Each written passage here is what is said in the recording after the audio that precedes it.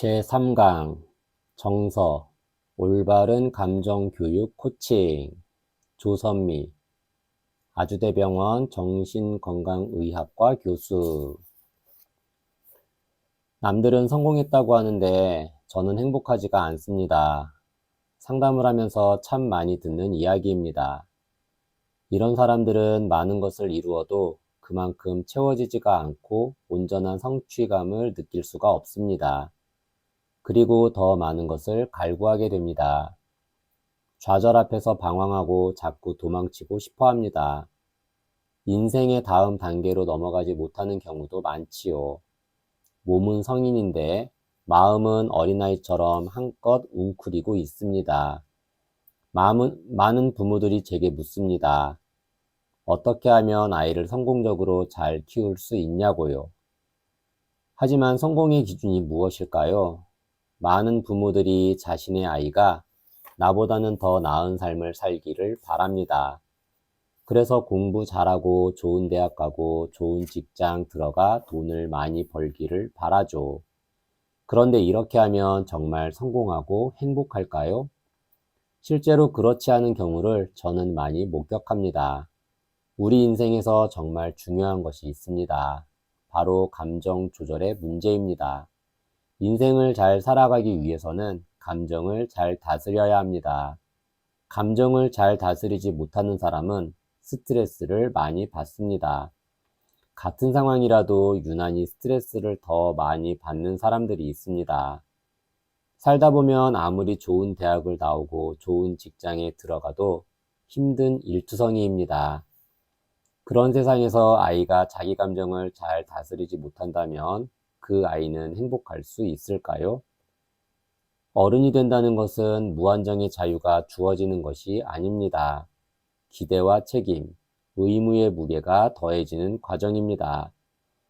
우리 아이들이 살아가야 할 세상은 이런 곳입니다. 자신의 감정을 견디고 달랜다는 것은 불안하거나 불쾌한 기분을 즉시 표출하는 대신 잠시 반응을 보류하는 것입니다. 시간이 지나면 괴로운 감정이 가라앉는다는 것을 믿고 그때까지는 한 발짝 뒤로 물러나 기다리는 것입니다. 현재 나를 괴롭히는 것이 현실이 아니라 감정이라는 것을 인식하면서 잠시 감정에 거리를 두고 기분이 나아질 수 있는 활동을 합니다.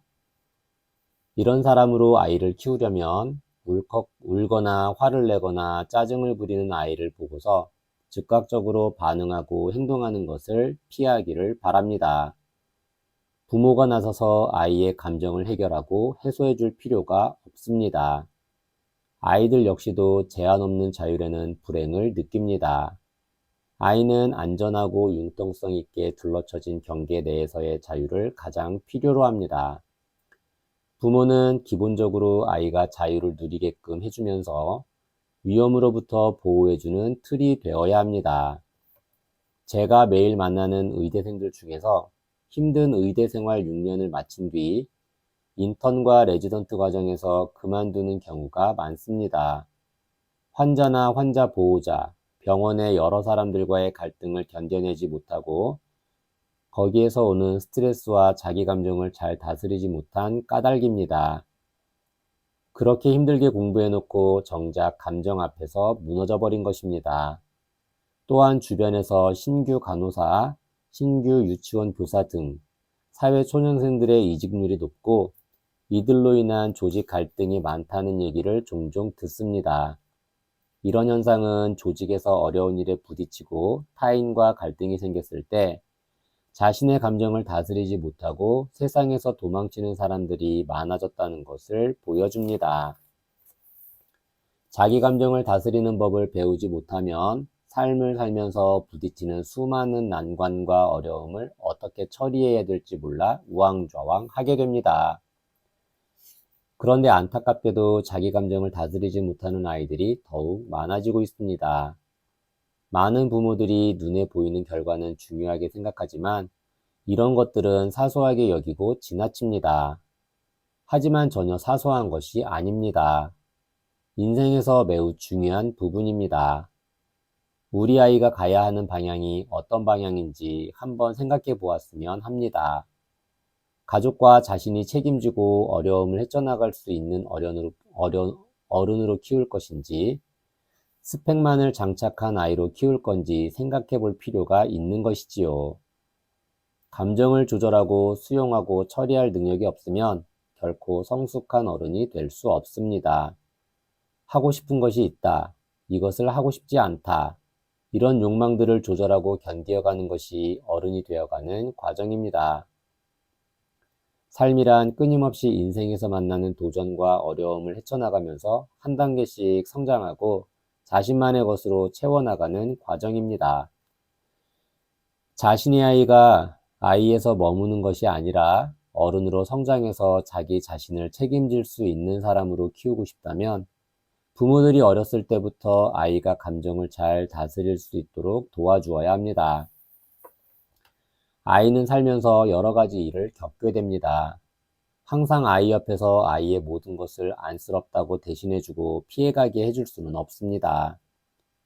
그렇다면 아이들이 감정을 잘 다스릴 수 있게 하려면 어떻게 해야 할까요? 바로 아이의 감정을 있는 그대로 인정해주되 행동은 잘 통제해야 합니다. 말은 간단하지만 실제로 적용해보면 쉽게 되지 않습니다.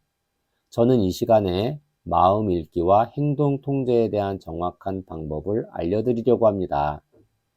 요 몇 년 사이에 감정 코칭, 마음 읽기가 유행이 되면서 많은 엄마들이 감정을 읽어주는 것에 대해 잘 알고 있습니다. 그러나 대부분 마음을 읽어주는 것에만 신경을 쓰고 행동을 통제하는 부분은 놓치고 맙니다. 또 제한 없이 마음 읽기를 시도해서 역효과를 냅니다. 마음 읽기는 아무 때나 하는 것이 아닙니다. 무엇보다 감정 코칭은 한 가지만을 잘해서 되는 것이 아니라 두 가지를 항상 염두에 두셔야 합니다. 감정은 읽어주되 행동은 통제하는 것이 핵심입니다. 예를 들어보겠습니다. 초등학교 6학년 아들이 숙제를 해야 하는데 숙제를 하기 싫어하고 힘들어하는 상황에서 어떻게 아이의 감정을 읽어주어야 될까요? 만약 마음 읽기를 해보라고 하면 부모는 아이에게 숙제하기 싫구나라고 반응합니다.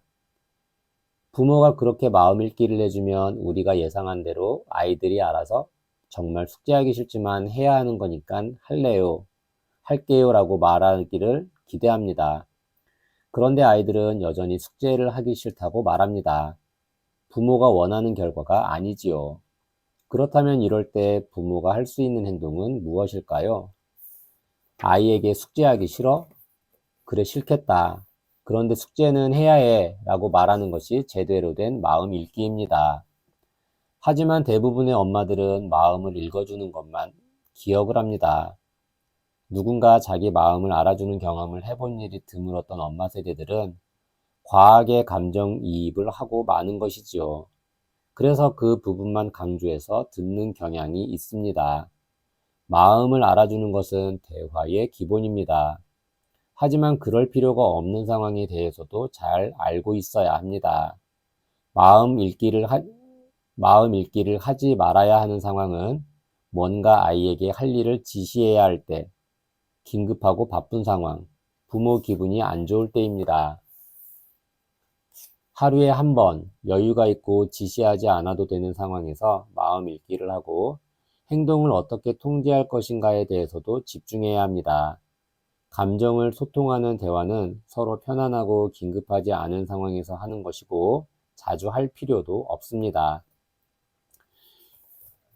이렇게 아이가 어렸을 때부터 짧게 5분, 3분 정도의 시간을 내 하루에 한 번씩 아이와 소통을 하면 아이가 한참 예민한 시기인 사춘기가 돼도 아이와 대화가 단절되지 않고 소통할 수 있습니다.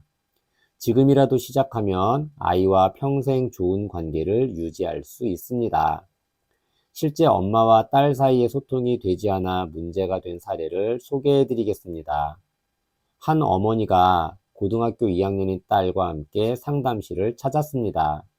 저는 먼저 아이를 만났습니다. 평소 엄마랑 대화는 많이 해? 말은 많이 하는 것 같아요. 아이와의 대화를 마치고 어머니도 함께 자리를 했습니다. 어머님이 아이를 키우면서 잘못했구나 싶을 때가 언제인가요? 딸이 어렸을 때 친구들 사이에서 힘들어했는데요. 제가 계속 딸에게 네가 참아라, 네가 잘못했으니까 그랬겠지라고 한 게 잘못한 것 같아요. 그럼 딸에게 미안함을 표현해 보는 것이 어떨까요? 그러자 어머니는 딸에게 엄마가 미안해. 그때 네가 많이 힘들었을 텐데 엄마가 몰라줘서 미안해 라고 말을 건넸습니다. 그러자 딸은 됐어 라고 대답했습니다. 그래도 어머니는 넌 됐을 줄 모르지만 엄마가 미안해. 그땐 엄마가 힘들었어. 정말 미안해라며 미안하다고 했습니다. 딸은 계속 옛날 일 들춰서 뭐해. 그만해. 그런 얘기 이제까지 너무 많이 들었어. 됐어. 라고 말했습니다. 그래도 어머니는 엄마 얘기 들어봐. 엄마가 정말 미안해. 라고 계속 딸에게 이야기를 했습니다. 이런 상황에서 엄마가 딸에게 진심으로 미안함을 전하면서 진정 어린 소통을 하고 있는 것일까요? 이 어머니는 자신의 일방적인 미안한 감정을 표현하는 거지, 아이를 정말 이해하면서 말하는 것이 아닙니다. 고등학교 2학년인 그 딸은 마음속으로, 채, 엄마가 알긴 뭘 알아? 말만으로 안다고 하는 거지. 진짜 미안하다고 생각하는 게 아니야. 라는 생각을 하고 있을 것입니다. 선생님, 저는 더 이상 이야기하고 싶지 않아요. 저는 그동안 엄마에게 이런 이야기 많이 했어요. 저도 생각해보니 아이는 평소에 SOS를 많이 쳤던 것 같습니다. 그런데 늘 제가 아이에게 참으라고 했어요. 결국 제가 엄마와 딸에게 각자의 입장에 대해 설명해주고 무엇을 놓치고 있었는지 지적해주자 엄마와 딸이 눈물을 왈칵 쏟아냈습니다. 소통은 서로의 마음이 전달되어야 하는 것입니다.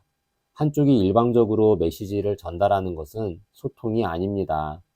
어려서부터 자신의 감정을 이해받고 소통이 된다고 느낀 아이는 커서도 부모에게 마음의 문을 엽니다.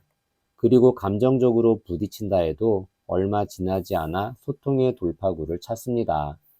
지속적으로 부모와 자녀 간의 건강한 관계를 형성하는 것이지요.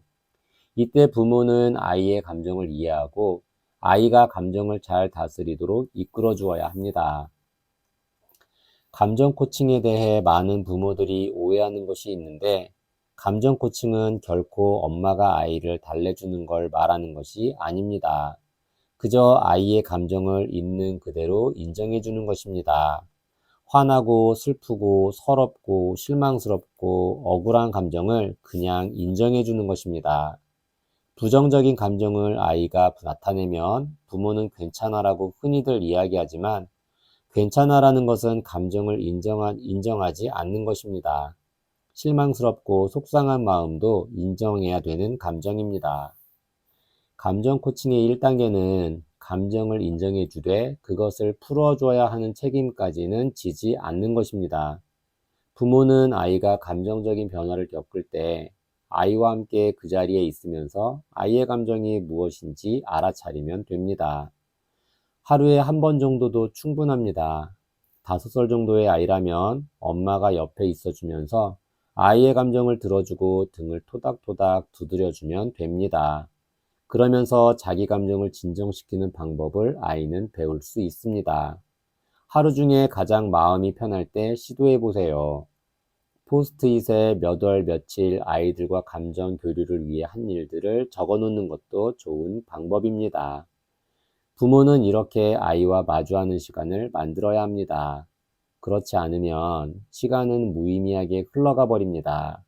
소통과 교류가 없으면 아이는 마음의 힘이 자랄 수 없습니다. 그렇게 소통 없이 무작정 시간이 흘러 아이와 언젠가 마주하면 아이가 부모에게 정말 낯선 얼굴로 누구세요라고 물을 수도 있는 거죠. 그런데 대화를 한다고 아이를 앉혀놓고 자, 대화를 해보자. 학교에서 무슨 일이 있었니?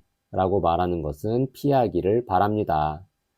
아이들은 하루 종일 많은 일들을 세세하게 기억하지 못합니다. 멍석을 깔아놓고 대화를 강요당하면 아이도 부담을 느낍니다. 대화를 할 때는 가벼운 이야기로 시작하는 것이 좋습니다. 왜 그렇게 생각해라고 묻지 말고 그저 들어주고 가벼운 질문을 해보세요. 이럴 땐 엄마부터 사소한 이야기를 먼저 시작해보세요. 그러면 아이들도 이야기를 하기 시작합니다. 그리고 아이가 이야기를 할 때 절대 아이의 말을 끊지 않아야 합니다. 아이의 말을 끝까지 들어주세요. 덜어는 쓸데없는 말 같고 두서없는 이야기일 수 있습니다.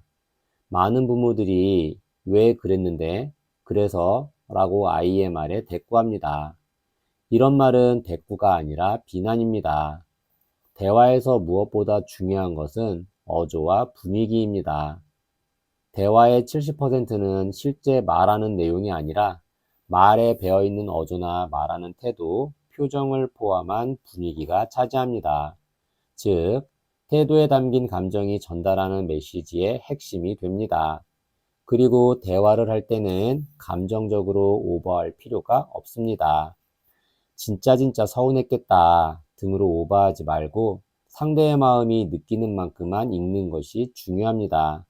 마음 읽기는 정확하게 상대방의 마음을 알아주는 것이지 과하게 마음을 읽어주는 게 아닙니다. 절대 과하게 읽어주지 말고 정확하고 담백하게 읽어주세요. 그런 다음 바로 해결책을 제시하지 말고 시간을 주도록 하세요. 그러면서 아이는 자기의 감정을 다스리는 법을 배울 수 있습니다. 부모가 아이를 지켜봐주고 인정해주면 아이는 마음의 힘을 얻고 스트레스를 다루는 법을 배웁니다. 마음 읽기는 사람과 사람 간의 진정한 소통이 된다는 것을 느끼게 하면서 아이의 성장을 돕습니다. 마음을 읽어준 뒤에 어떻게 행동할 것인가도 중요합니다. 감정 코칭 2단계는 아이에게 구체적 행동을 제시하는 것입니다.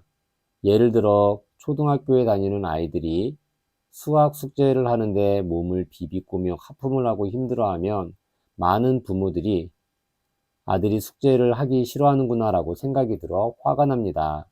그러나 엄마가 아이가 정말 힘들어한다는 생각이 들면 다른 태도가 나오지요. 엄마가 아들에게 우리 아들 수학 숙제하기 힘들구나 라고 말합니다. 그러면 또 아들은 계산 너무 힘들어 라고 대답합니다.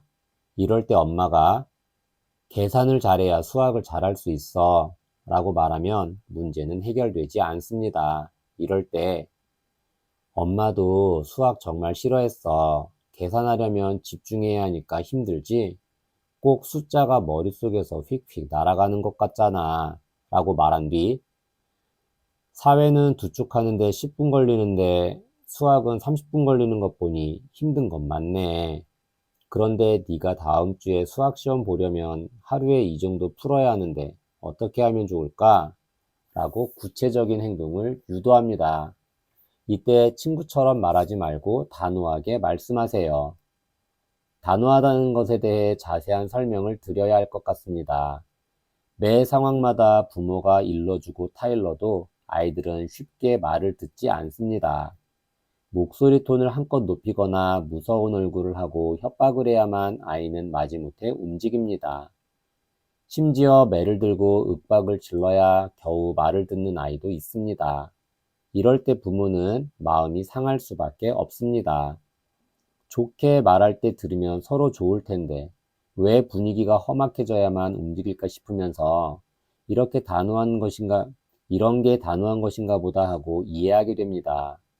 화를 내는 게 단호한 것이라고 이해하다 보니 단호하게라는 말을 들으면 마음이 불편해집니다. 아이를 단호하게 대처해야겠다는 마음과 굳이 그럴 필요가 있는가 하는 마음이 복잡하게 뒤엉키는 겁니다. 단호하다는 것은 과단성 있고 철저하다는 의미입니다.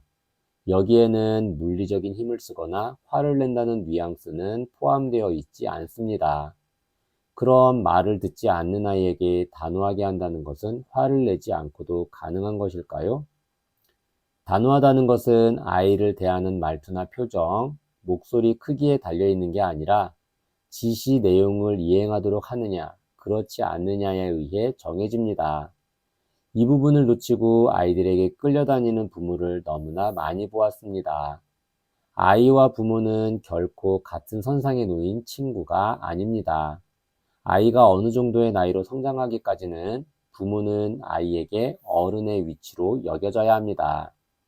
마음 읽기와 행동 통제, 이 두 가지는 각각 너무 중요해서 한 가지만 갖고 아이를 키울 수 없습니다. 마음만 읽어주면 아이는 자기 감정을 잘 다스리지 못하고 각종 스트레스 상황에서 못하겠다, 못 참겠다는 말을 달고 삽니다. 그리고 아이의 감정을 읽어주지 않고 통제만 한 경우 아이들은 자발적인 자기 감정의 욕구나 동기를 잃어버립니다. 자기 의지로 인생을 살아가는 것이 아니라 수동적인 삶의 태도를 보이게 되는 거죠. 그런 아이들은 성적은 잘 나올지 모르지만 자발적 에너지가 없는 상태로 커나가기 때문에 자기 삶을 주체적으로 바라보면서 어떻게 삶을 살아가야겠다는 의지가 없습니다. 마음을 알아주되 행동은 통제하는 것, 어려운 일입니다. 저는 오랫동안 이런 일을 하면서 몸에 익숙하지만 여러분들은 천천히 나눠서 해야 합니다. 다급하게 뭔가 하려 하지 말고 일단 이것부터 해보세요. 우선 아이들의 말을 잘 들어주세요. 말만 안 끊고 들어줘도 많은 것을 하는 겁니다. 그리고 꼭 토달지 말고 들어주세요. 아, 그랬구나 라고 말해주세요. 하루에 5분씩만 투자하세요. 아이들 성적 물론 중요합니다. 하지만 아이의 인생을 길게 보기를 바랍니다. 아이를 키울 때 당장 눈앞에 놓인 상황만 보지 말고 3년 뒤, 5년 뒤에 아이를 어떻게 키우고 싶은지를 생각하면서 아이를 대하기를 바랍니다. 부모 특강을 듣고 육아서를 읽고 의욕 충만, 심기일전에서 내가 새 사람이 되어서 오늘부터 애를 잘 키워봐야지 라는 생각은 버리세요. 그렇게 하면 하루 만에 지쳐서 과거 상황으로 돌아갑니다. 하루에 조금씩 시간을 내 아이의 감정과 마음에 관심을 기울인다면 부모와 아이의 관계는 훨씬 더 원만해집니다. 그리고 아이도 감정을 조절할 수 있는 진짜 어른으로 성장할 수 있습니다. 아이를 존중한다는 것은 요구를 다 들어주고 감정을 전부 표현하게 해주며 어떤 행동이든 자유롭게 하도록 허용한다는 의미가 아닙니다. 아이를 존중한다는 것은 아이의 생각, 감정, 행동 중에서 감정을 인정해 주는 것입니다. 아이와 부모가 대등한 힘을 가져야 한다거나 의사결정을 할 때 똑같은 입장에서 선택을 해야 되는 것이 아닙니다. 인지 능력은 세상을 이해하게 해주는 도구이며 정서는 사람들이 소통하게끔 해주는 매개입니다. 사람들은 서로 소통하면서 살아가고 서로를 행복하게 해줍니다. 소통은 상대방의 표정을 읽고 어조를 느끼고 행동을 보면서 감정을 알아차리고 거기에 대한 내 감정을 자각하고 행동으로 반응하면서 이어져 갑니다. 우리가 인지 능력이라고 생각하는 많은 것들이 감정의 힘을 빌려 활성화됩니다. 아무리 뛰어난 능력이라도 감정이라는 것을 통하지 않고서는 멀리 갈 수도 없고 빨리 가기도 어려우며 끝까지 가는 것도 어렵습니다. 이성이 인간을 만들어낸다고 하면 감정은 인간을 이끌어간다. 장자크 루소. 감정은 인간의 구성 요소 중에 최정점에 있는 핵심 가치입니다. 부디 아이와 건강한 소통을 통해 감정적으로 성숙한 인격체로 성장할 수 있는 기회를 열어주기를 바랍니다. 감정을 잘 다룰 수 있는 아이는 인생의 모든 관문을 자신만의 방법으로 용감하게 헤쳐나갈 것입니다. 아이가 성숙한 어른으로 성장해 가는 과정을 깊은 애정으로 지켜봐 주기를 바랍니다. 강의 뒤 오간 질의응답. 질문 1. 문. 10살 여자아이와 3살 여자아이를 키우고 있습니다. 10살 아이는 참 순해요. 제 말도 잘 듣고 스스로 모든 일을 잘해요. 그런데 감정이 유순해서 싫다는 말을 잘 못해요.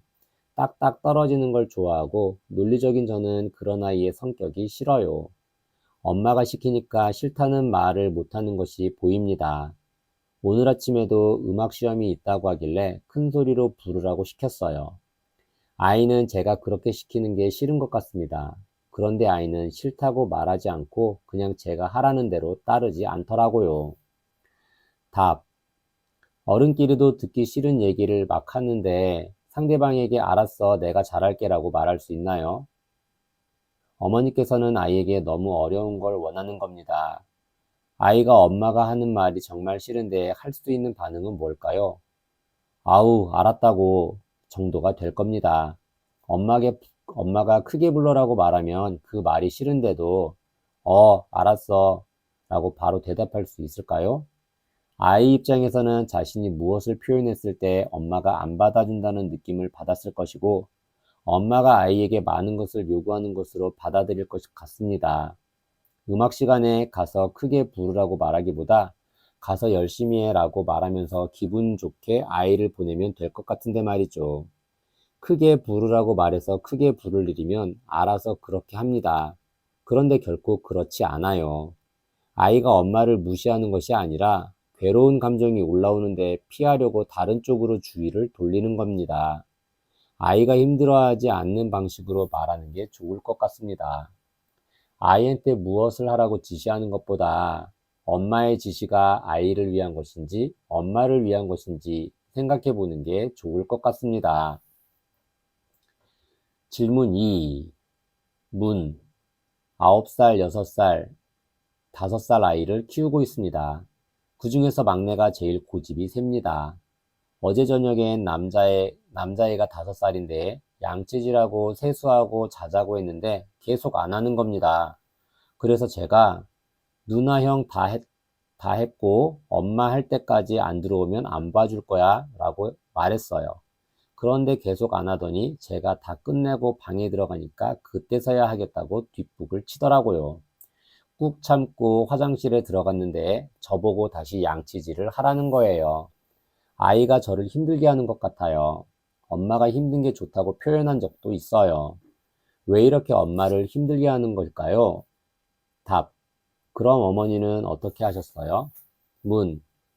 양치질하고 칫솔 가져다 주고 아이의 태도에 너무 화가 나서 그냥 나와 버렸어요. 답. 엄마는 화를 내지 않기 위해서 아이를 통제하지 않은 경우네요. 그런데 그런 상태로 1, 2년이 지나면 아이에게 쩔쩔매는 엄마가 됩니다. 나는 화를 안 내려고 했는데 결과는 쩔쩔매는 거죠. 양치하자. 싫어. 엄마가 한 번 더 얘기할 때까지 양치해야 해. 가야 돼. 라고 말해야죠. 문. 그러면 따라오는 게 아니고 울면서 난리를 치거든요. 답. 엄마가 아이한테 너랑 나랑 힘이 똑같다는 인상을 준 것 같습니다. 이렇게 하면 아이가 싫으면 안 해도 된다는 걸 배우게 됩니다. 당연히 아이가 울겠죠. 엄마는 성인이고 아이는 5살이잖아요. 지금 엄마는 나 못하게 했어요 라는 자신 없는 어투입니다. 그러면 아이는 집안의 왕이 되는 것이죠. 누구도 나를 제지할 수 없으니 마음대로 행동을 하게 됩니다. 아이가 울면 그냥 들어서 옮기세요. 하실 수 있습니다. 그리고 양치질 시키세요. 몇 번 참으면 됩니다. 10번만 참아도 됩니다. 마음 다잡고 바꿔야 합니다. 그렇지 않으면 아이가 단체 생활에 어려움을 겪습니다. 다른 식구들이나 선생님은 엄마처럼 아이에게 해주지 못하죠. 문. 어린이집에선 모범생이라고 하더군요. 저한테만 그래요. 답. 집에서만 폭력적인 청소년이 요즘 많습니다. 엄마의 권위가 아이 위에 있어야 하는데 그렇지 못한 거죠. 엄마가 유순하게 크셨거나 엄마가 여려서 그러실 수 있는데요. 아이 입장에선 내가 이걸 해야 할지 말아야 할지를 모릅니다. 배워야 합니다. 애들은 엄마를 시험합니다. 해야 할 것과 하지 말아야 할 것을 구분해 줘야 합니다. 아이를 위해서 이를 악물고 바꿔야 해요. 질문 3. 초등학교 6학년, 중학교 2학년 남자아이를 키우고 있습니다. 큰아이가 애착 형성이 잘 되지 않았고 놀이 치료도 많이 받았습니다. 어렸을 때 많이 아파서 수술도 7번 했습니다. 이젠 많이 훈련돼 중2가 되고 나서 스스로 잘할 수 있는 것도 많아졌습니다. 많이 병약했기 때문에 저는 아이에게 하지 말아야 할 것과 해야 할 것도 구분하지 않았어요. 그런데 아이에게 항상 잔소리를 해야 하는 게 마음이 아픕니다. 만약 아침에 학교 가는 준비를 하라고 제가 잔소리하면 35분 만에 끝나는데 잔소리를 안 하면 1시간 걸려서 학교를 갑니다. 어디까지 참고 아이를 대해야 할지 고민입니다. 답. 내버려 두면 지각하나요? 문. 지각합니다. 답. 계속 지각하도록 내버려 두세요. 고집이 세진 겁니다. 아픈 애가 울면 그걸 이기는 엄마는 없습니다. 아이의 건강관리에 대한 책임을 엄마가 모두 지고 있네요. 방법이 없습니다. 애가 많이 컸기 때문에 엄마가 행동을 교정하려 하면 관계가 어그러질 수 있어요. 엄마는 너가 아픈 거 정말 싫어. 그렇지만 이건 해야 해. 라고 어렸을 때 했어야 했는데 이제는 머리가 제법 커서 엄마가 자기를 못 믿는다고 불쾌해 할 수 있습니다. 지금도 건강에 문제가 생기나요? 지금도 건강에 문제가 있나요? 아프면 심각해지나요? 문. 네. 조금만 스트레스를 받으면 바로 병원에 가야 합니다. 저희는 괴롭습니다. 끝까지 해보려 해도 그렇게 했다간 일상생활이 힘들어지니까요. 답. 어머니의 입장인데요. 아이 건강의 책임을 부모가 전적으로 지고 있는 것은 개선해야 될 것 같습니다. 아이가 자기 건강을 책임지는 일을 아이한테 넘겨줘야 합니다. 성숙한 성인으로 키우려면 입원하지 않는 정도까지는 내버려 두세요. 문. 병원 의사 선생님이 말하면 그때는 바짝 말을 들어요. 답. 병원을 자주 가라고 하세요.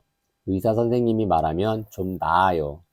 진료 시간을 줄이고 상담 시간을 늘려 의사 선생님의 도움을 받아보세요. 그리고 건강을 챙기는 걸 자기가 책임지도록 조금씩 시도해 보세요.